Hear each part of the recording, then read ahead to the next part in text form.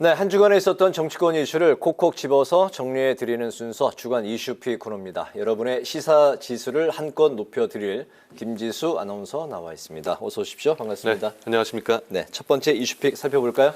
네, 오늘 준비한 첫 번째 이슈픽 보시겠습니다. 남평호의 대장동 고백입니다. 네.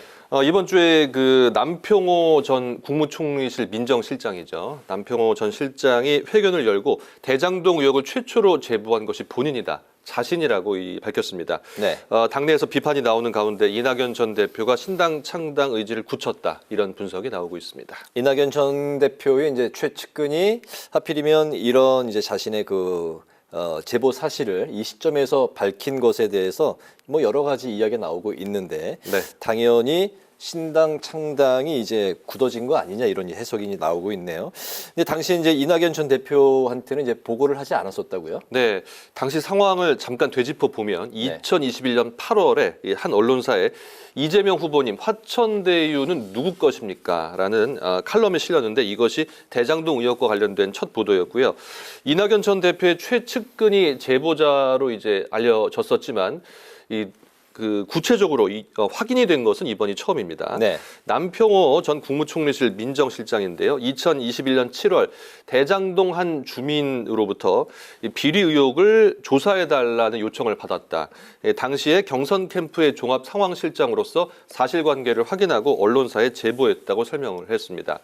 당시에 이낙연 전 대표에게 보고하지 않았다. 하지만 이번에 제보 사실을 알리겠다는 말에는 이낙연 전 대표가 동의를 했다고 밝혔는데요. 이낙연 전 대표가 이 시점에 동의한 것을 두고 조금 전에 말씀해 주신 대로 네. 신당 창당의 마음을 굳혔다. 이런 정치권의 분석이 나오고 있습니다. 네, 이별과 만남이 이제 교차하는 게 계속해서 그런 만남이 이어지는 게 뭐 정치권이라고 하는데 어쨌든 그 이낙연 전 대표 민주당 이제 결별할 거다 이런 관측에 무게가 이제 실리고 있네요. 네. 어제 이재명 대표가 정세균 전 총리를 만났었죠? 네, 정세균 전 총리를 만난 자리에서 이선 후퇴나 통합 비대위 이런 어떤 직접적인 언급은 없었다고 전해지고 있습니다. 네. 다만 정세균 전 총리가 특단의 대책이 필요하다며 사자성어인 현애살수를 언급을 했는데요. 낭떠러지에서 잡은 손을 놓는다 이런 뜻인데 이재명 대표에게 결단을 주문한 것이라는 그런 평가가 나오고 있습니다. 한편 이낙연 전 총리는 어제 이 최성 전 고양시장 출판 기념회에 참석을 했는데요. 내년 1월 첫째 주 안에 본인의 거취를 국민께 말씀을 드리겠다 이런 뜻을 밝혔고요. 네. 그리고 오늘 민주당에서 육선의 이 국회 부의장을 지낸 이석현 전 의원이 탈당을 했습니다. 탈당을 했는데 이낙연 전 총리와 함께 제3지대의 선택지인 이낙연 신당을 만들고 있다고 밝힌 만큼 이낙연 신당이 이제는 가시화되고 있다. 이렇게 볼 수 있겠습니다. 네, 다음 주, 첫 주면 이제 다음 주가 되겠네요. 다음 주에 이제 자신의 거취를 밝히겠다는 이낙연 전 대표인데 지켜보기로 하고요. 두 번째 이슈픽 살펴볼까요? 네, 두 번째 이슈픽은 국민의힘 소식입니다. 이준석 갈빗집 선언입니다. 네. 이준석 전 대표가 이제 신당을 창당하겠다는 그런 의지를 계속 피력해 왔는데요. 엊그제죠. 27일에 이준석 전 대표가 탈당을 하고 신당 창당을 하겠다는 선언을 이 노원구의 한 갈빗집에서 한 겁니다. 국민의힘 탈당을 선언한 만큼 이제 이준석 신당도 이제 가시화되는 그런 양상입니다. 하필이면 이제 또 갈비집을 신당 이제 회견을 한 그 장소로 선택한 것도 어떤 정치인의 메시지가 담겨 있을 텐데 네. 내년 총선 전에 국민의힘을 탈당하고 신당을 이제 창당할 거다 이렇게 이제 발표를 했는데 다시 합칠 거라는 전망에 대해서는 일축을 했네요. 그렇습니다. 국민의힘 내에서 지분을 키우기 위한 전략적 탈당이다 이런 얘기들이 나왔었는데 선을 그었습니다. 네. 총선 전에 국민의힘과 재결합하는 이런 시나리오는 없을 것이다. 이렇게 일축을 했고요. 이준석 전 대표가 탈당을 선언한 지난 12월 27일은 박근혜 비대위원으로 정치권에 이준석 전 대표가 들어온 지 정확히 12년째가 되는 날이었습니다. 이 상계동의 한 갈빗집에서 탈당 선언을 한 것인데 본인이 3번 국회의원에 도전해서 실패를 했던 바로 노원병 지역에 있는 식당입니다. 이 전 대표는 가칭 개혁신당 창당 준비위를 발족하면서 지역구 출마에 한 60에서 한 80명 정도가 가능하다고 밝혔고요. 네. 또 대통령 선거가 끝난 지 2년이 돼가는데도 왜 적장을 쓰러뜨리기 위한 극한 대립, 칼잡이의 아집이 우리 모두의 언어가 돼야 하냐며 한동훈 비대위원장을 비판하기도 했습니다. 한편 오늘 천하람 국민의힘 순천갑 당협위원과 이긴 경기도 의원도 탈당을 선언하면서 이준석 신당 역시 이낙연 신당처럼 구체화되는 모습입니다. 네. 총선 전에 국민의힘과 다시 합치지는 않을 거다라고 이제 발표를 했는데 그렇다면 총선 후에는 합칠 수도 있는 것인지에 대해서는 언급을 하지 않았죠. 이 네. 부분도 좀 지켜봐야 될 것 같고 천하람 순천갑 당협위원장이 이제 탈당을 선언하면서 이제 이준석 신당 창당준비위원장을 맡게 됐다는 소식.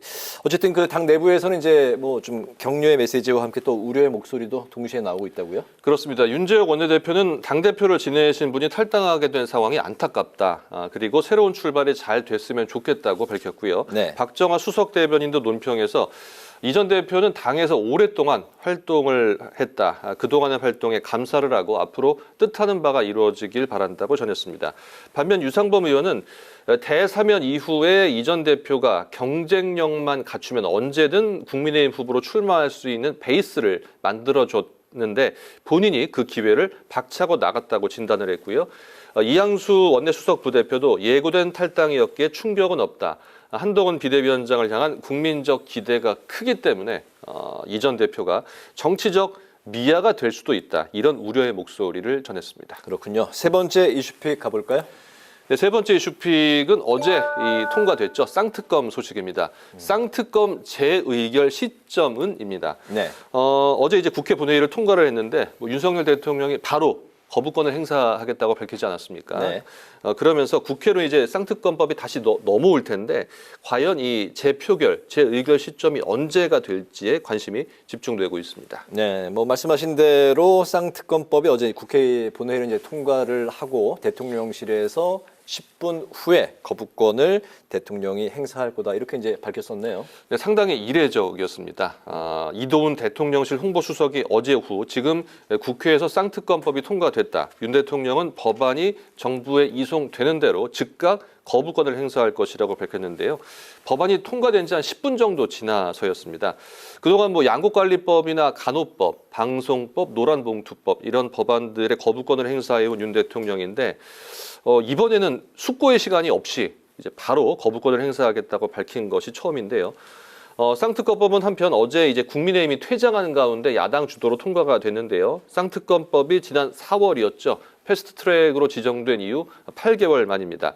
특히 김건희 여사 특검법의 경우에 이 원안에는 대통령이 소속된 정당, 즉 여당이 특별검사를 추천할 수 없도록 했지만 윤석열 대통령이 탈당할 가능성을 대비를 해서 대통령이 소속됐던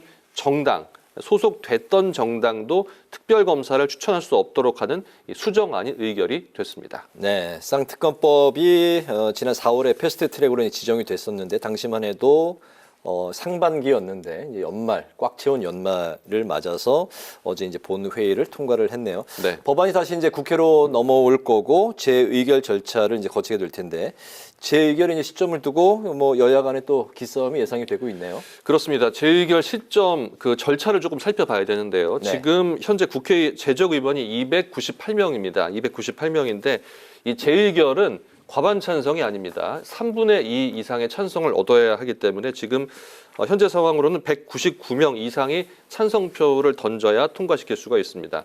그런데 이제 민주당과 정의당 등 야당 쪽이 이제 180명 정도가 되고 네. 국민의힘이 112석, 112석이기 때문에 만약에 이제 국민의힘이 모두 반대표를 던지면 법안은 폐기 수순을 밟을 수밖에 없게 됩니다. 뭐 지난 그 거부권을 행사했던 법안들은 그래서 폐기 수순을 밟았는데요. 네. 다만 총선을 앞두고 있기 때문에 뭐 재의결 시점이 좀 늦춰진다면 국민의힘 공천에서 뭐 탈락한 현역 의원들이 나오면서 이탈표가 생길 수 있지 않겠냐. 그리고 재의결 시에는 기명이 아니라 이제 무기명 투표거든요. 그래서 네. 무기명 투표이기 때문에 또 이탈표가 나올 확률이 조금 더 높아지지 않겠냐. 뭐 이런 분석들도 나오는데요. 이에 따라서 국민의힘은 내년 1월 9일 예정된 본회의에서 이 처리를 하겠다, 표결을 하겠다는 입장이고 민주당은 표결 시점을 늦출 것이다, 뭐 2월 이후에 추진할 것이다, 뭐 이런 관측도 나오고 있습니다만 네. 뭐 1월 9일에 표결을 못 하더라도 지금 선거구 획정 등 이 선거법 개정을 또 본회의에서 처리를 해야 하기 때문에 네. 이제 본회의가 또 열려야 되거든요. 그런 시점이 언제인지 그리고 김진표 또 국회의장이 여야 합의를 촉구할 수 있는 상황이기 때문에 이런 상황들이 맞물려서 조금 여러 가지 변수를 고려해 봐야 되는 상황이다. 이렇게 볼 수 있겠습니다. 연말 연초 아주 복잡하게 돌아가고 있는 정치권인데 네. 뭐 국민의힘 공천 탈락자 이탈표 뭐 이야기처럼 마찬가지로 민주당도 그 시점에 만약에 이제 하게 된다면 또 공천 탈락 이탈자 이탈표들이 또 나올 수도 있다는 이제 그 이야기도 동시에 나오고 있네요. 오늘의 주간 이슈픽은 여기까지 듣도록 하겠습니다. 올 한 해 1년 동안 2월부터 시작을 했었나요? 네, 그렇죠. 거의 한 11개월 정도 된 것 같습니다. 네, 김주수 아나운서 올 한 해 수고 많으셨습니다. 고맙습니다. 네, 고맙습니다.